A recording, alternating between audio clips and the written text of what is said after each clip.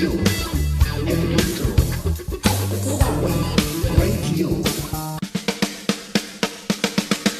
bonjour à tous, bienvenue sur Radio Étincelle, grande première pour nous car nous avons délocalisé aujourd'hui la radio à Besançon pour faire une émission spéciale sur la semaine de la persévérance et en plus nous sommes en public. Plusieurs actions sont menées au lycée pour développer la motivation et la persévérance en ouvrant les élèves sur l'environnement culturel et en les mettant en action en liant des partenariats avec des structures culturelles. Dans cette émission, nous traiterons les différents dispositifs du lycée des métiers Denis Diderot à Bavilliers qui permettent d'impliquer les élèves dans leur scolarité et de les motiver et donc de les faire persévérer. Donc pour le sommaire de cette émission, je vais laisser la parole à Léo. Donc merci Maxence, il existe de nombreuses actions menées au sein du lycée. Il y a eu une rencontre avec un auteur dans le cadre des petites fugues. Nous avons eu un atelier mangaka. On a créé 2 vidéos pour les concours Je filme le métier qui me plaît et La flamme de l'égalité. Il y avait le dispositif lycéen au cinéma. Il y a eu un échange franco-allemand avec un lycée à Rothenburg. Malheureusement, on ne pourra pas tout développer, mais on a décidé de parler de la soirée lycée ouvert sur la culture. Soirée qui sera organisée en invitant les parents, pendant laquelle nous présenterons une exposition d'œuvres d'art originales prêtées par l'Artothèque de l'ASCAP et surtout où les élèves seront mis en avant. En effet, nous allons donc vous parler de quelques actions spécifiques qui seront présentées au cours de cette soirée. Nous parlerons d'abord du séminaire d'intégration des nouveaux élèves. Nous aurons le témoignage de Benoît du club MAO, musique assistée par ordinateur. Nous présenterons ensuite le projet avec le Centre chorégraphique national. Nous parlerons nous-mêmes de la web radio. Et enfin, le proviseur conclura cette émission.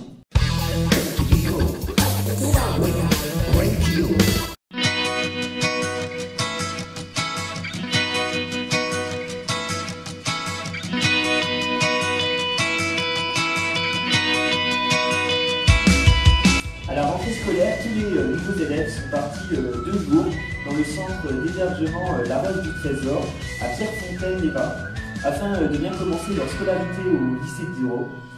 Ils ont pratiqué plusieurs sports, l'acrobranche, l'escalade, le VTT et plein d'autres choses. Ils ont également participé à une veillée en faisant des jeux afin de découvrir les autres membres de leur classe. Et surtout, ils ont vécu 2 jours ensemble pour apprendre à se connaître et créer une bonne ambiance de classe. Le film que vous voyez en même temps a été tourné par des élèves de première de la section système numérique et une version plus longue sera projetée lors de la soirée pour les parents. Voici le témoignage des élèves de la classe de seconde métier de l'électricité. Le lycée, c'était intéressant qu'ils offrent ça aux élèves de seconde et de 3VP pour avoir plus de cohésion entre les élèves. Avec les groupes de chambre qu'on a eu, par exemple Corentin, François, Henri et moi, on était dans la même chambre. Maintenant on traîne souvent ensemble, les 4, et on est soudés. Dormir dans la même chambre, on crée des liens, on part. En se voyant en cours, on ne voit pas la même chose qu'en dehors des cours, donc ça ne serait pas les mêmes groupes. On aurait créé des liens, mais pour si peu, on a gagné facile 2 mois. Dans les premiers jours où on venait au lycée, ça nous a motivés à revenir parce qu'on se disait qu'on avait une bonne classe.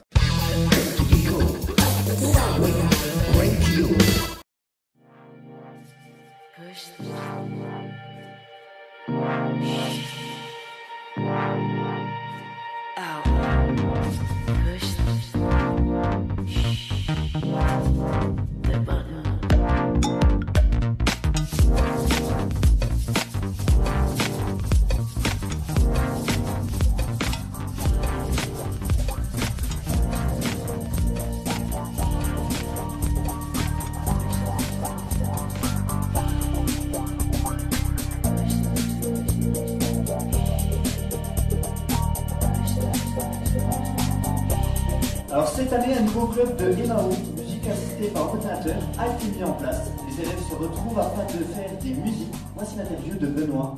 Parce que la MAO c'est quelque chose qui me passionne et j'avais juste envie de partager cette passion avec les autres. Alors c'est un artiste, donc l'artiste Sorg, qui est très reconnu, qui nous a prêté les pistes de son morceau Push pour en faire un remix. On doit aller le voir en mars à la Poudrière. Ça m'aide dans les matières professionnelles surtout, parce que plus tard j'aimerais faire un BTS audiovisuel dans le son. Et donc en plus de toute la technique qu'on apprend dans les matières scènes, on a la image.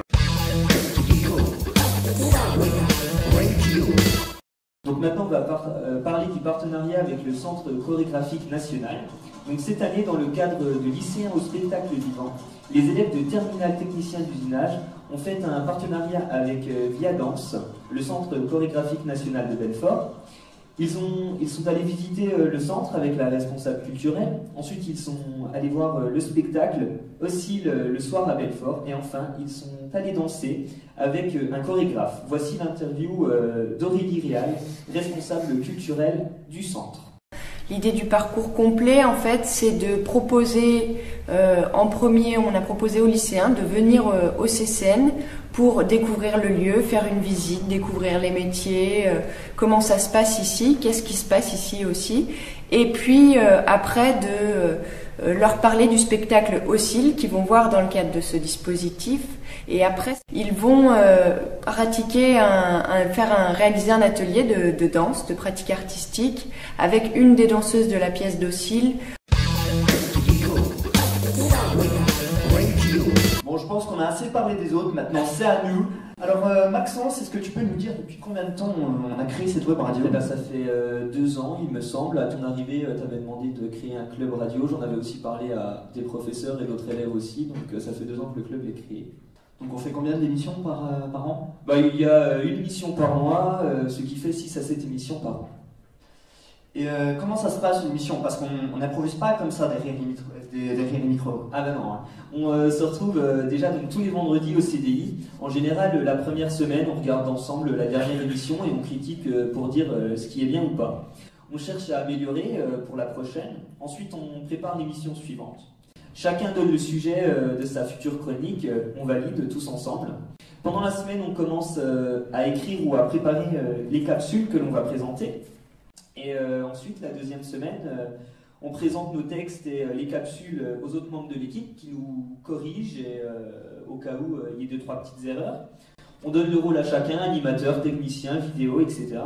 Et la troisième semaine, on enregistre, et attention, hein, dans les conditions du direct en plus, mais des fois, il peut y avoir des imprévus, par exemple l'absence d'un animateur parce qu'il est malade, un technicien, mais on y arrive toujours.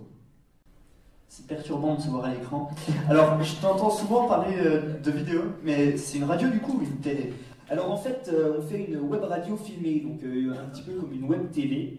Comme les podcasts des radios nationales que l'on voit sur Internet, on essaye de plus en plus de ressembler à une télé. Les reportages sont faits en vidéo et on travaille notre présentation. Le but est de faire une vraie web TV en direct cette année. Et puis je voulais te demander, pourquoi est-ce que tu fais ça? Alors ça, bonne question. Hein. Alors moi j'adore la radio, j'en fais depuis que j'ai 12 ans. Donc ça va faire un certain nombre d'années. Et moi j'ai envie d'être animateur radio plus tard. Donc ça me permet de m'entraîner, de partager ma passion et d'apprendre d'autres choses. Et ça permet aussi de voir toutes les facettes du métier parce qu'on tourne, on n'est pas que animateur, on peut être animateur, co-animateur, technicien, c'est vraiment rotatif quoi. D'accord, puis on va terminer. J'aimerais te demander, est-ce que ça te motive dans ta formation de bac pro système numérique? Oui, ça me motive moi parce que en fait, déjà comme j'ai dit tout à l'heure, ça nous fait partager les connaissances. Ça nous permet aussi de nous raccrocher si on décroche, parce que je sais que certains animateurs qui étaient là, qui sont encore là dans le club, avaient décroché et ont permis de se raccrocher avec ce club.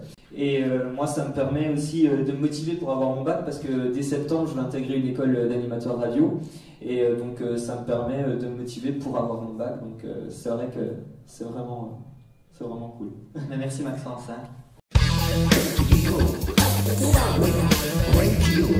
Donc maintenant, pour finir, on va finir avec l'interview de Monsieur Dariel, proviseur du lycée des métiers de Denis Diderot. Donc Monsieur Dariel, quelle a été l'importance du séminaire d'intégration des élèves aujourd'hui? Alors l'importance, c'est difficile aujourd'hui effectivement d'évaluer l'impact de ce séminaire.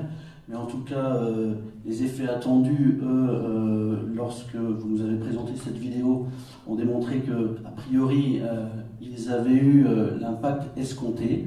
Donc sur le climat scolaire, je dirais on n'en a pas encore la possibilité d'évaluation de son impact, mais sur le plan de ce qui a été ressenti par les élèves, on l'a vu tout de suite dès la rentrée. Les classes entrantes ont eu tout de suite une cohésion qui était beaucoup plus difficile à construire auparavant. On a eu aussi un impact sur l'estime de soi des élèves parce qu'ils se sont confrontés à des activités qui parfois leur ont demandé sur le plan de l'émotion de faire beaucoup d'efforts, donc de persévérer. Il y avait leurs camarades qui les regardaient et lorsqu'il fallait monter en haut d'une falaise ou pire descendre de la falaise au bout d'une corde, c'était parfois très douloureux pour eux, donc il a fallu qu'ils aillent au-delà de leurs limites, ils ont été motivés par leurs camarades. Ensuite, la fierté d'appartenance à un groupe, parce que la plupart d'entre eux, lorsqu'ils sont arrivés au séminaire, n'étaient pas encore rentrés dans l'année scolaire, puisque c'est véritablement le premier jour de l'année scolaire qu'on leur propose ça, avaient une image de leur lycée qui n'était pas forcément très favorable, qui parfois était dégradée, parfois était même honteuse. Et après ce séminaire, ils se sont rendus compte que finalement, leur opportunité d'être là était très positive. Ils sont repartis avec des souvenirs, avec une belle expérience. On l'a dit tout à l'heure, et notamment dans la bouche de quelques élèves ou du parent qui était là tout à l'heure, le fait de faire des activités, les mêmes activités avec leurs professeurs, avec les personnels, a eu un impact très positif sur la confiance des uns et des autres, mutuelle. Donc ce que l'on cherchait, c'était vraiment une construction de cohésion, une connaissance mutuelle des élèves et de leurs professeurs pour débuter une année scolaire déjà avec moins de pression du regard de l'autre et de la nouveauté, c'est-à-dire les premiers jours où il faut construire son rôle dans la classe. Là, c'était déjà a priori partiellement fait grâce à la soirée de découverte. D'accord, merci. Et dernière petite question, d'après vous, quel est le point commun de toutes ces activités? Dernière question, intéressante, néanmoins un peu compliquée. Le point commun, eh bien, écoutez, je dirais que vous l'avez parfaitement incarné tout à l'heure, c'est l'ambition.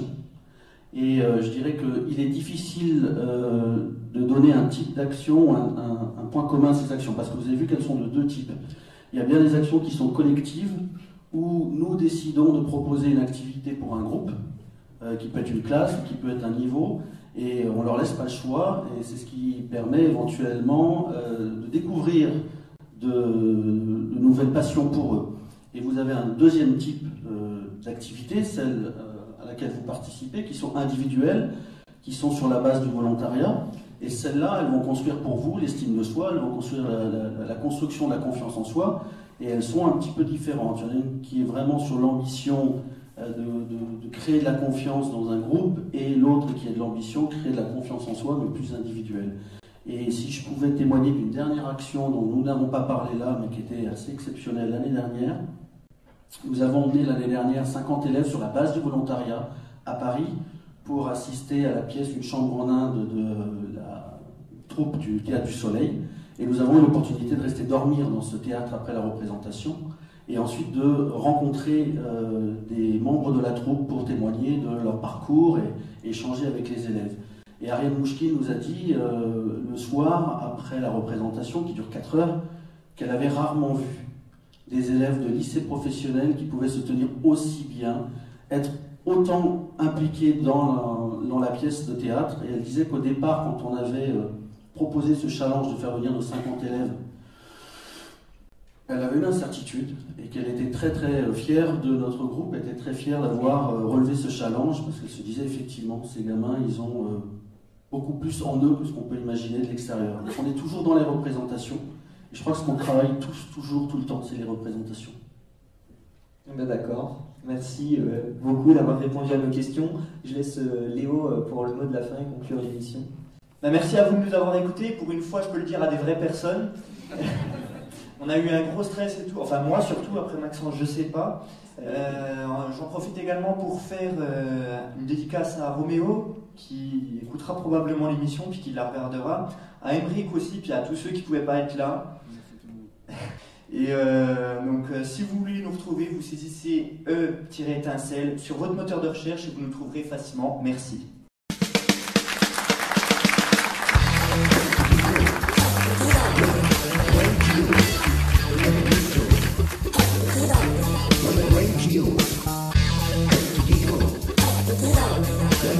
Radio.